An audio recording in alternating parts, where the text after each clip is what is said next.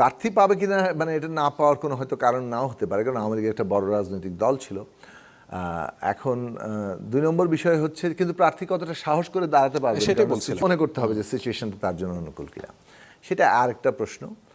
আর যেটা প্রশ্ন হচ্ছে যে আওয়ামী লীগ কিভাবে পুনর্গঠিত হবে, বিগিনিং যে দল হিসেবে আওয়ামী লীগের দায় বিচার আছে হওয়ার আগ কিনা, পর্যন্ত এইটা আগে গভর্নমেন্টকে ডিসাইড করতে হবে। গভর্নমেন্ট কিন্তু ডিসাইড করেছে যে দল হিসেবেও বিচার করার প্রশ্নটি তারা যুক্ত করেছে আইনের মধ্যে। এবার দল হিসেবে তাদেরকে কিভাবে বিচারের আওতায় আনবে, দায় আছে কিনা, নাও থাকতে পারে আবার থাকতেও পারে। মানে দল হিসেবে ধরেন বিচার বিভাগ মনে করলো যে না দল হিসেবে দায় করা হবে না, ইন্ডিভিজুয়ালকে দায়ী করা হবে।